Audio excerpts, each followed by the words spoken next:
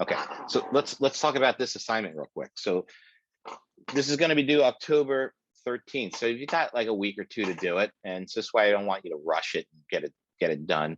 So basically, we've done half of the work today. I've helped you with half the work. We've broken down Psycho.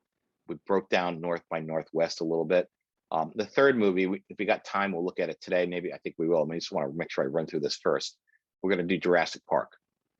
And then the fourth film you're going to do, you're going to have a choice of what you want to do.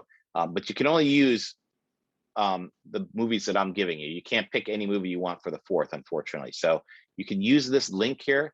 I'm going to click it, and it's going to take you to a choice of movies. So you've got, you got to do Jurassic Park, North by Northwest we just did, Psycho we just did. So you can do Inglourious Bastards, the opening scene that we did before.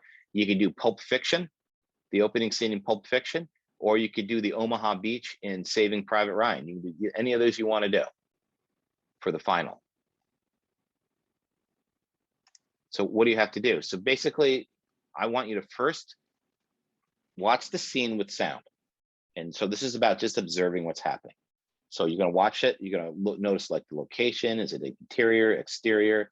What time of day it is? These are like the things we break down our script and in our script to figure out what we need. Then look at the blocking. Is it very simple blocking or is it complex? So if it's simple or complex, either way, is it helping the narrative? Is it do I need complex blocking to help drive the narrative, or is it simple and that simple contributes to the narrative? And so you can talk about it either way, but give an example. Say, well, why do you think? Here's an example of why the blocking helped the narrative or the scene. So not just say, yeah, it's simple or complex. Why do you think it helps if it does? And if it doesn't, you can say that also. Also, what stands out? Is there anything that stands out in the movie that catches your eye, or is a technical problem that doesn't work right? So look for that. Then you're going to pick 3 shots and apply meaning to those shots. So kind of like I talked about in Psycho, right? Remember, as she's dying, she grabbed the shower curtain and pulled it down, and it fell with her. So that shot was symbolic about her death, using breaking the shower curtain to represent her death. And then sound. Did sound have a large or small role in telling the story? So that's the first things you're going to try to think of watching it with sound. Then you're going to turn the sound off. And you should do this for lots of movies. I do this. Watch movies without the sound. Because when you watch a movie without the sound, or scene, or your favorite TV show, you get disconnected from the narrative because we're not hearing the dialogue, we're not hearing the music. That emotional part of us kind of removed, and you can actually see what's going on. You can actually look at the edits, you can look at the camera movements and all that stuff. So we get to that. What type of camera work is there? Is it static? Is it handheld, smooth dolly, or is it a combination? How about the lighting? Is it artificial or is it natural? Is it high key, which is bright or upbeat, or low key, dark and moody?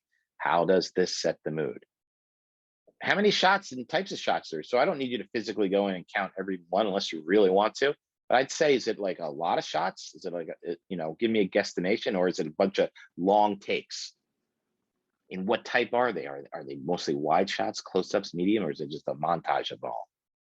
So, and then identify a selection of shots with the following. So pick a few shots and say, what's the camera angle on this? Is it high angle, low angle, point of view? Is it objective, subjective, POV? See if you can identify some of those. And then see if there's any screen direction problems. Is there one screen direction, or is there multiple screen directions? Did the filmmakers break the 180-degree line? If they did it work or did it not work? And then finally, what's the pacing? Take a look at the pacing of the edit.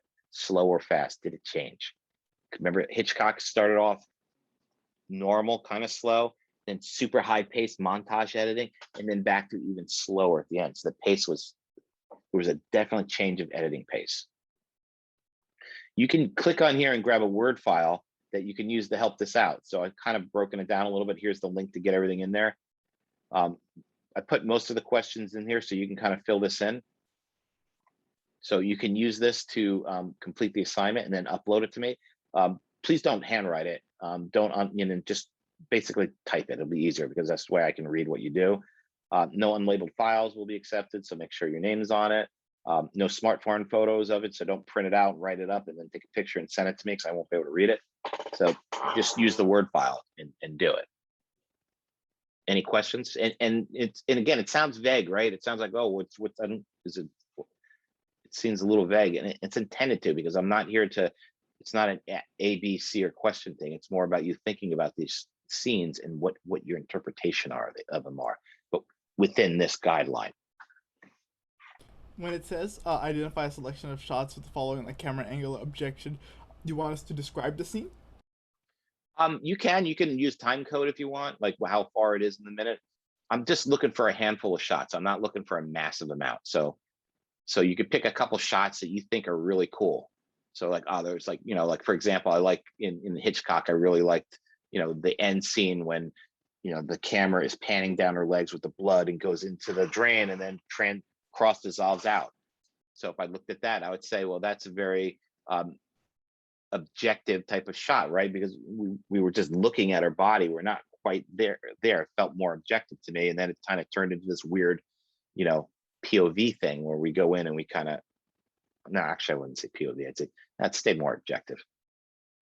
So something kind of like that. Again, this is more, think of this assignment as more of a chance to explore the theory of filmmaking. Of what we're trying to do here is break things down, trying to get you guys up to speed on breaking the movie down and seeing the components of it, so that when you start thinking about your own projects, you can think about what do I need to break this down to shoot it properly. And do I think about pacing and the editing? Do I think about music and sound? Do I think about what type of shots I want to use and what they represent? That's kind of what this assignment's about. That makes sense? Yes, because Enough? I wanted to see the file, and when you showed it, I was like, I thought there'd be like a place to up. I thought you wanted like screenshots, so like, and then it was just a Word file. So like, okay, so he wants us like either describe it or use timestamps. You could do it if you want. I've had people actually do freeze frames and drop it in there too. It's whatever works for you. I'm not very critical about the formatting of how this is done. The only thing I'm critical about is it's not handwritten, it not JPEG photos of it uploaded. That's all I care about. So I'll leave it up to you guys. And so you've got 2 weeks to do it. So there's plenty of time